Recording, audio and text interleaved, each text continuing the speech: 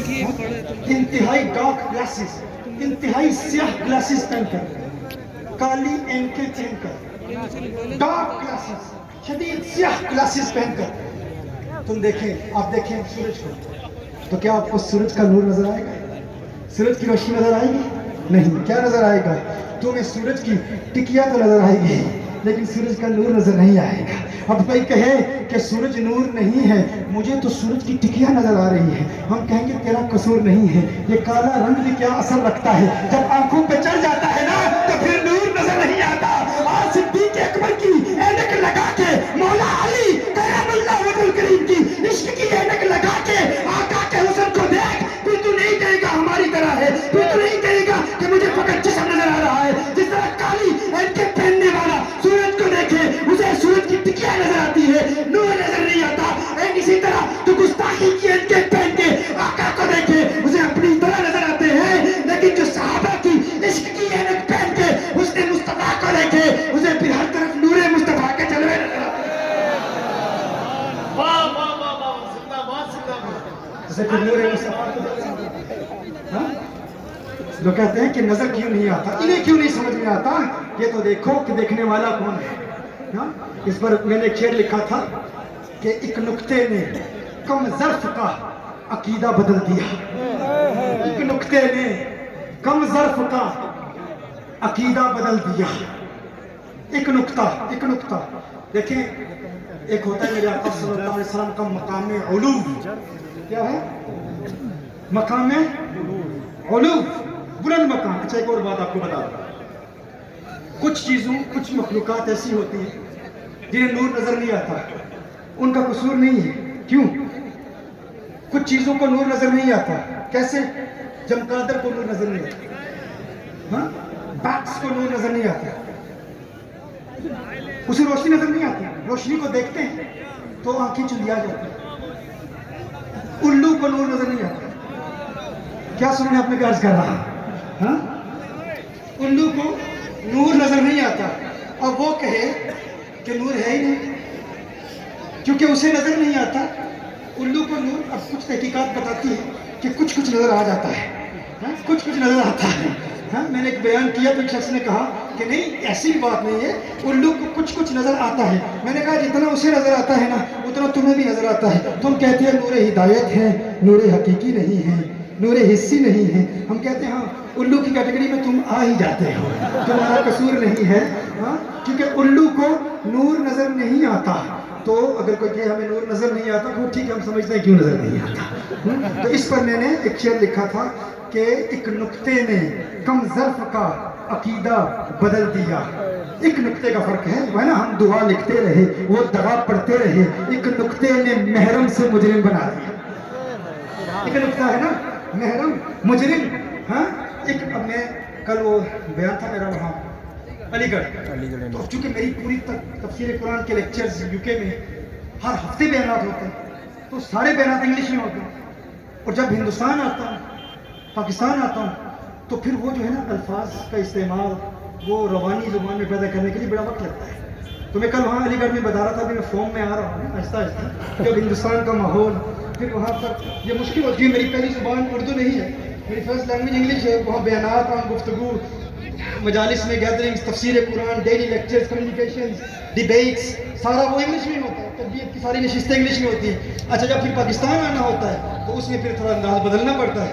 تو میں سمجھتا ہوں کہ آپ کی محبت کے لیے اتنے تو آپ کو شعر سمجھ آتے ہی ہوں گے نا. ہم دعا لکھتے رہے، ہاں وہ دعا پڑھتے رہے. ہاں ایک نکتے نے محرم سے مجرم بنا دیا. ایک نکتے کا فرق ہے. تو میں نے کہا کہ ایک نکتے نے کم ظرف کا عقیدہ بدل دیا. ایک الو نے علو کو غلو سمجھ لیا. غلو سمجھ لیا. علو اور غلو میں ایک ہی نکتہ ہے. ہاں ایک الو نے علو کو غلو پڑھ لیا. تو یہ ہے، الو بھی ہے، علو بھی ہے، غلو بھی ہے. تو یہ ہے فرق. اس لیے انہیں نظر نہیں آتا، اس لیے وہ دیکھ نہیں پاتے. ہم کہتے ہیں دیکھنا چاہتے ہو تو پھر عشق کی آنکھوں کی ضرورت ہے. اور عشق کی آنکھیں، محبت کی آنکھیں کیسے ملتی ہیں؟ میرے دوستوں سچا عقیدہ بھی چاہیے. سچا عقیدہ، حقیقی عقیدہ اہل سنت و جماعت. عقیدے میں اگر ذرا بھی گڑبڑ ہوگی پھر کچھ نظر نہیں آئے گا. ہاں اس لیے جن کے عقائد میں فرق ہے، کوئی کہتا ہے زندہ ہیں، کوئی کہتا ہے نہیں حیات نہیں ہے، سب اپنے آپ کو حنفی بھی کہتے ہیں، مقلد بھی کہتے ہیں، امام اعظم کی تقلید بھی کرتے ہیں، کچھ حیاتی بن گئے، کچھ مماتی بن گئے اور ٹائٹل صاحب. کوئی کہتے ہیں کہ کبھی کبھی ماننے پہ آ جائیں تو اپنے پیر کے لیے مان لیتے ہیں، ہمارا پیر قبر سے واپس آ سکتا ہے اور اپنے اختلافات کو ختم کر کے ہمارے مدرسے کے اختلافات کو ختم کر دیتا ہے. نہ ماننے پہ آئیں تو حضور کے لیے نہیں مانتے. ہاں اور پھر سارے کہتے ہیں ہم دیکھتے ہیں، پتہ چلا دیکھا کسی نے نہیں ہے. ہاں جس نے دیکھا ہے اس نے کہا لم یأتی نذیر کبھی نہ اس نے خود پیدا جانا جب راج کو تاج ترے سر سو ہے تجھ کو شہید و شہا جانا انا فی اتشن و سخات عطن ہے گیسو پاک ہے ابر کرم. اور پھر مہر علی نے پنجاب میں بیٹھ کے کہا مکھ چند بدر شاشانی ہے بد چمکے لاٹھ نورانی ہے کالی زلف میں اکھ مستانی ہے مخمور آنکھی کتھے جا لڑی ہے. ماشاءاللہ ماشاءاللہ زندہ باد نعرہ تکبیر نعرہ رسالت مسلک اعلیٰ حضرت. کیونکہ ہمارے دیکھنے والے ہیں، زبانیں مختلف ہیں لیکن بات ایک ہی ہے. ہاں جو عقیدہ پیش کر رہے ہیں وہ عقیدہ ایک ہے، عقیدے میں کوئی فرق نہیں ہے. ہمارے مجددین کے نظریات میں کوئی فرق نہیں ہے. جو عقیدہ گولوے کے مجدد پیر مہر علی کا ہے وہی عقیدہ اعلیٰ حضرت فاضل بریلی کا ہے. کسی نے کہا وہ چشتی ہیں، یہ قادری ہیں، اچھا پھر آپس میں لڑانے والے ہوتے ہیں وہ آپس میں. ہم کہتے ہیں اصول میں سارے ایک ہیں، عقیدے میں ہم بات والوں میں کوئی فرق ہے وہ تو اپنی بات ہے وہ ہم نہیں کہتے، لیکن ہمارے اکابر ہم سب کا عقیدہ ایک ہے، ان کے نظریات میں کوئی فرق نہیں. جو عقیدہ اعلیٰ حضرت فاضل بریلی کا ہے سیدنا صدیق اکبر کے متعلق وہی پیر مہر علی کا ہے، وہی پیر مہر علی شاہ رحمہ کا ہے. جو عقیدہ اعلیٰ حضرت کا حضور اکرم صلی اللہ علیہ وسلم کی عظمت کے حوالے سے ہے اور مولا علی حیدر کرار کرم اللہ وجہ کریم کے متعلق ہے وہی عقیدہ پنجاب کے مہر علی کا ہے. فرق نہیں. کیوں؟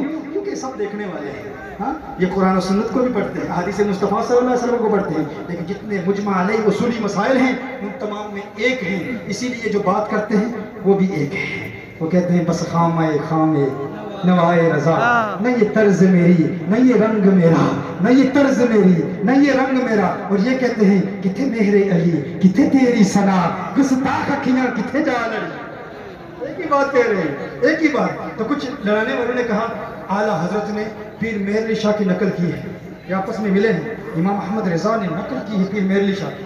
ہاں اور اس طرف سے ایک آواز آئی نہیں پیر مہر علی شاہ رحمہ نے اعلیٰ حضرت کی نقل کی ہے. ہاں آپس میں لڑنے والے ہوتے ہیں. ہم کہتے ہیں پتہ نہیں ملے بھی یا نہیں ملے، ہاں پتہ نہیں ملاقات بھی کی یا نہیں کی، ملاقات بھی ثابت نہیں ہوتی. لیکن تم کہتے ہو اعلیٰ حضرت نے پیر مہر علی کو دیکھا اور ان کے کلام کی نقل کی. کوئی کہتا ہے پیر مہر علی نے امام احمد رضا کو دیکھا. میں کہتا ہوں نہیں، نہ اعلیٰ حضرت نے مہر علی کو دیکھا نہ مہر علی نے اعلیٰ حضرت کو دیکھا.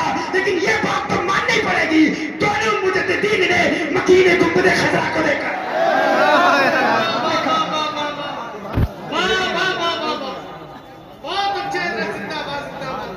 ہمارے دیکھنے والے ہیں تمام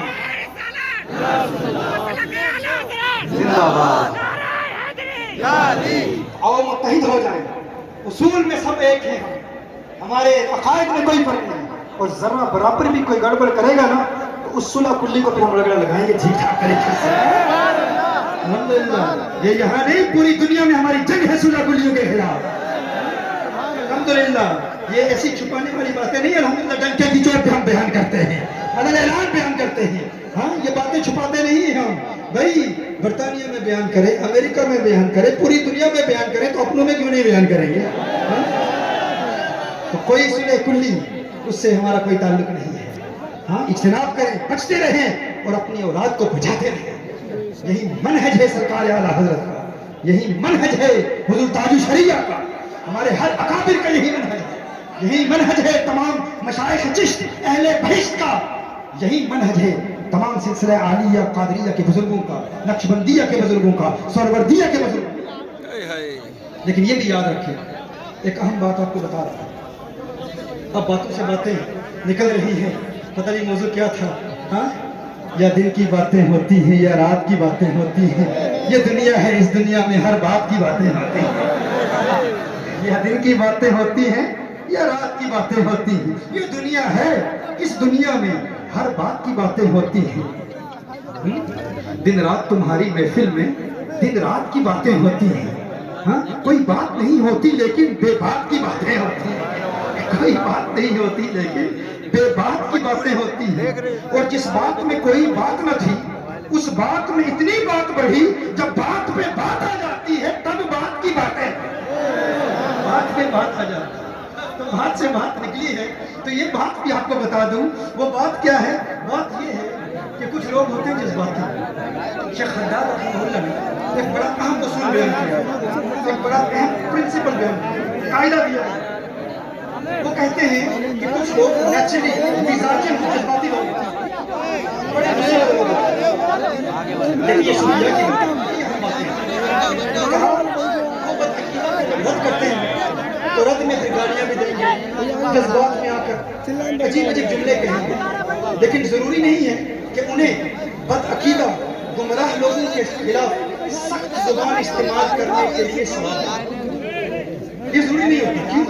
ایک ممکن ہے کہ وہ بندہ مزاجن ہی اپنے اندر سختی رکھتا ہے، اس کا مزاج ہی ایسا ہے، اس کا ٹیمپرمنٹ ہی ایسا ہے کہ وہ سخت مزاج ہے، سخت مزاج ہے۔ تو جب وہ گمراہ لوگوں پر سخت جملے استعمال کرتا ہے ان کے خلاف، تو ممکن ہے اسے ان سختی کا ثواب نہ ملے، کیوں کہ جب وہ سخت جملے استعمال کر رہا ہے تو ممکن ہے وہ کہ اللہ کی رضا اس کے مزاج جس طرح وہ گالیاں دیتا ہے اسٹیجوں پر، ممکن ہے گھر میں اپنے بچوں کی زندگی بھی حرام کر دی ہوئی ہے، اپنی بیوی کا جینا بھی حرام کیا ہوا ہے، گھر میں بھی سختی کا مظاہرہ کرتا ہے کیونکہ اس میں مزاج میں سختی ہے۔ کیا اس کی سختی اللہ کی رضا کی خاطر یا دنیا کی خاطر؟ کبھی کبھی انسان کے مزاج میں آپ سختی دیکھتے ہیں اور وہ بدعقیدہ کا رد بھی کرتا ہے، لیکن وہ اس لیے نہیں کرتا کہ اللہ راضی ہو، وہ اس لیے کرتا ہے کہ اس کے مزاج میں سختی ہے، اس کی عادت ہے گالیاں دینے۔